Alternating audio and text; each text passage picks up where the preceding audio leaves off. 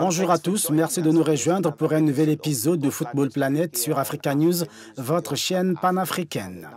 La Coupe du Monde 2018 se poursuit en Russie. Nous avons eu déjà droit au but splendide et à des résultats surprenants. C'est la première Coupe du Monde au cours de laquelle est utilisée l'assistance vidéo à l'arbitrage. Nous allons voir comment cette technologie s'est comportée jusqu'à présent.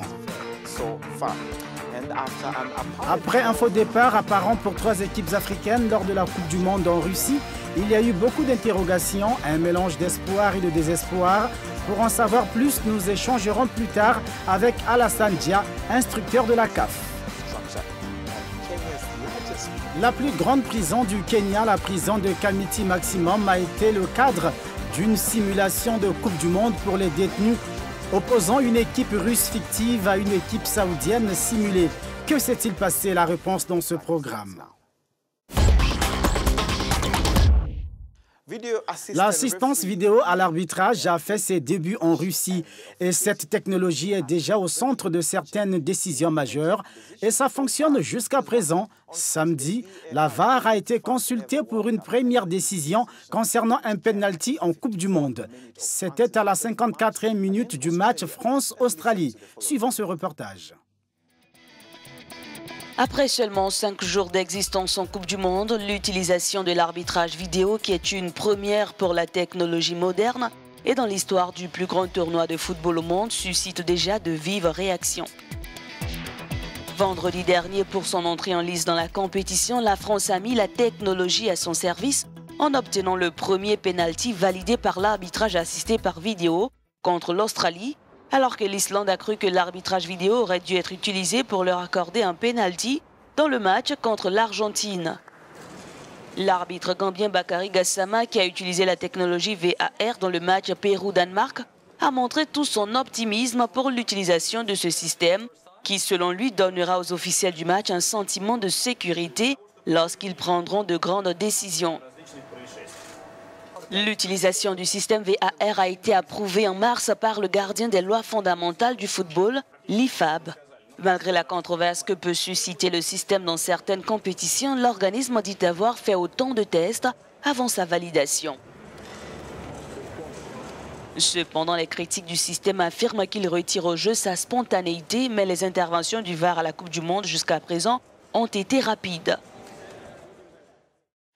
Comme on vous l'a dit dans les titres, après un faux départ apparent pour 3 équipes africaines lors de la Coupe du Monde en Russie, il y a eu beaucoup d'interrogations. Des espoirs et des désespoirs. Nous avons en ligne de Dakar Alassane Dia, instructeur de la CAF. Bonjour coach, le continent a connu un mauvais départ pendant cette compétition. Le Maroc et l'Égypte ont bien joué avant de perdre dans les dernières minutes. Que pensez-vous de ces 2 défaites? Je pense que, comme vous le dites, l'équipe du Maroc et l'équipe d'Égypte ont produit un jeu qui nous semblait plus ou moins convaincant jusqu'au moment où on s'est rendu compte que quelque part il y avait des limites. Et ces limites-là se sont avérées cruelles malheureusement parce que la gestion du temps, la gestion également peut-être du match n'a pas été très efficace, en tout cas sur la fin. Le même scénario s'est produit pour l'une et l'autre équipe, c'est-à-dire donc des fautes commises dans les 30 mètres. Et quand on sait qu'à ce niveau de la compétition, il est extrêmement périlleux de multiplier les fautes dans cette zone, eh bien, je pense qu'aujourd'hui, le Maroc et l'Égypte l'ont su à leur dépens. Le Maroc a raté son match surtout en première période quand il a domination très nette sur des Iraniens qui étaient plutôt là pour peut-être sauver le match nul. L'Égypte, elle a eu surtout un problème au niveau offensif. Il y a eu un certain déséquilibre entre les possibilités défensives de l'équipe et celles offensives. Et au finish, à force de subir, lors du dernier quart d'heure, elle a fini par craquer justement sur l'un des nombreux coups francs qu'ils ont commis aux 30 mètres. Samedi, nous avons vu le Nigeria essayer de jouer son jeu. Coach, quelle est votre opinion sur cette rencontre? Écoutez, moi, pour ce qui me concerne, le Nigeria me laisse toujours une impression mitigée quand j'observe les potentialités de cette équipe et les résultats qu'elle obtient. notamment lors des CAN et lors des Coupes du Monde également, à l'exception peut-être d'une Coupe du Monde où il a réussi en tout cas à passer le premier tour. On a des fois l'impression d'un gâchis. Parce que dans ce match, ô combien important pour bien entrer dans la compétition, le sentiment le mieux partagé, c'est que la manière de l'aborder n'était pas du tout à fait claire.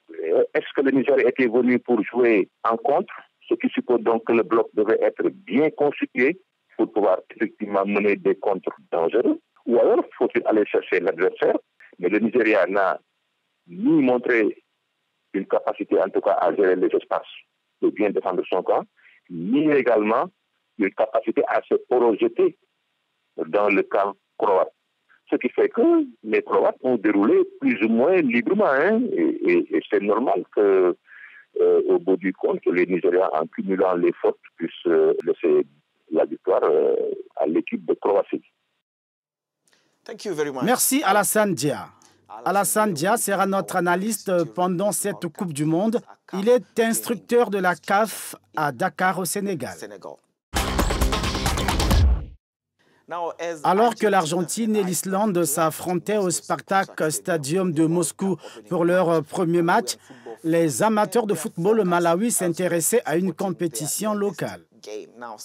Quelques 45 000 spectateurs se sont pressés dans le stade national Bingo de la capitale Lilongwe pour assister à une demi-finale du top 8 d'RTL entre les Niassa Big Bullet et Blantyre et les B-Forward Wanderers. Nous avons maintenant en ligne Bongo, un journaliste du Malawi, pour nous en parler. Merci Bongo d'être resté en ligne. Comme on pourrait l'imaginer, les fans du football préfèrent rester à la maison devant leur écran pour suivre la Coupe du Monde. Mais comme on l'a vu, le stade national de Bingo était plein à craquer. Diriez-vous qu'il se passe quelque chose de spécial dans le football au Malawi?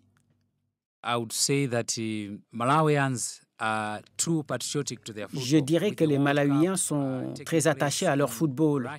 Avec la Coupe du Monde en cours en Russie et bien sûr à un bon moment dans l'après-midi. La plupart des précédentes Coupes du Monde étaient jouées pendant la nuit, mais cette fois-ci, les matchs se jouent en même temps que nos ligues. Mais ce derby de Blantyre au Bingo National Stadium a surpris tout le monde parce que nous avions plus de 45 000 spectateurs. Peut-être que c'est parce que les Bullets sont en grande forme. En 2007-2014, quand les Bullets et les Wanderers n'étaient pas bien après avoir perdu leur sponsoring, les gens avaient choisi de rester à la maison et de regarder la Première Ligue. Mais maintenant que les Bullets sont de retour, bien sponsorisés et gagnent à nouveau, les fans sont de retour. Donc, tant que les Bullets sont impliqués, les fans viendront en grand nombre, indépendamment des autres événements qui se passent comme la Coupe du Monde et la Première Ligue anglaise.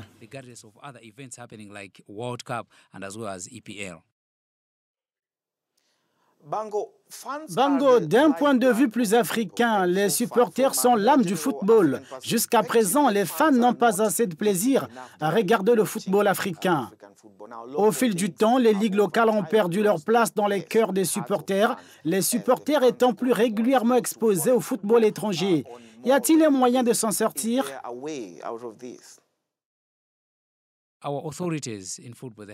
Nos autorités devraient faire quelque chose qui puisse convaincre les gens d'y aller. Mais tout d'abord, c'est le niveau de jeu, ce que les équipes proposent aux gens. Le football est un produit et pour le vendre, vous devez avoir quelques ingrédients. Et maintenant, vous voyez comment les gens s'intéressent à la Ligue des champions de l'UEFA. Et pourtant, nous avons notre propre Ligue des champions ici en Afrique. Mais les gens ne la regardent pas comme ils le font avec l'UEFA. Ils peuvent rester devant leur écran jusqu'à 22 heures juste pour regarder ces matchs de Champions League. Donc, ils doivent faire quelque chose qui puisse inciter les gens à aller regarder ces matchs. J'ai parlé du produit lui-même, mais quand ils y vont, ils trouvent quelque chose de différent. Donc, les normes du football doivent être améliorées et le marketing également. Ils ne vendent pas le football comme on le fait en Europe. Donc, ils doivent commercialiser nos championnats locaux, qu'il s'agisse de la Ligue des champions ou de la Coupe d'Afrique des Nations. Ils doivent les promouvoir dans nos fédérations locales. Ils doivent le faire. Comme ici au Malawi, ceux qui dirigent le football le laissent aux journalistes juste pour parler des programmes de ces matchs. Mais ces gens qui dirigent le football ne vont même pas dans les entreprises de presse pour faire des affaires en matière de publicité et autres. Alors pourquoi les gens dans ce pays devraient être impliqués dans le sponsoring des matchs que leurs équipes jouent? Voilà donc des choses que nous devrions faire pour que les Africains puissent peut-être comprendre que c'est leur affaire et qu'ils devraient également augmenter le sponsoring. Pour que ces équipes se battent bien, elles ont besoin de beaucoup d'argent. Vous serez surpris qu'au Malawi, notre ligue locale soit la ligue la moins sponsorisée d'Afrique australe et peut-être d'Afrique. Ils doivent donc investir beaucoup comme ils le font en Europe. De cette façon, nous aurons un soutien massif de la population locale pour regarder ces matchs. C'était Mike Bango, journaliste sportif, qui nous parlait de Lilongwe au Malawi. La semaine dernière, des détenus d'une prison argentine ont entamé une grève de la faim pour demander aux autorités de réparer le système de télévision par câble afin qu'ils puissent suivre la Coupe du Monde. Mais ailleurs, dans la prison de Kamiti au Kenya, dans la capitale Nairobi, les détenus ont pris part à leur propre Coupe du Monde. Les détenus de la plus grande prison du Kenya, la prison de haute sécurité de Kamiti, comme tous les amoureux du football, n'ont pas manqué jeudi dernier l'ouverture de la Coupe du Monde de la FIFA qui a eu lieu en Russie. Ils ont eu droit à leur part de plaisir avec la simulation du match d'ouverture au sein de la prison qui opposait une équipe russe et une équipe saoudienne représentée par des détenus. Nous sommes ici aujourd'hui pour lancer la Coupe du Monde en prison. C'est un événement sportif mondial très apprécié par les hommes. C'est la raison pour laquelle nous avons tenu à organiser ce tournoi au sein des détenus pour leur faire vivre la Coupe du Monde à notre manière et montrer à chacun sa valeur. Le sport comme outil de transformation est le thème de ce tournoi initié grâce au programme de réforme pénitentiaire lancé en 2001 par le nouveau juge en chef de la Cour suprême du Kenya, le docteur Willy Mutunga. Il vise à encourager un processus correctionnel plus social dans les prisons du Kenya. J'aurais été plus heureux de suivre le match entre la Russie et l'Arabie Saoudite, mais pas en prison. Si j'étais un homme libre, j'aurais pu regarder les matchs de n'importe où. En prison, nous n'avons qu'un poste de télévision communautaire. Il n'y a pas de poste de télévision dans les cellules, or les matchs sont diffusés la nuit. Grâce à cette Coupe du Monde fictive, les détenus peuvent vivre une passion qui leur est inaccessible derrière les barreaux. Pendant un mois, 8 équipes de différents établissements pénitentiaires de Nairobi participeront à ce tournoi. C'était tout pour Football Planet cette semaine. Vous pouvez regarder ce programme sur notre site web www.africanews.com. Je suis Victor Moussio. Au revoir.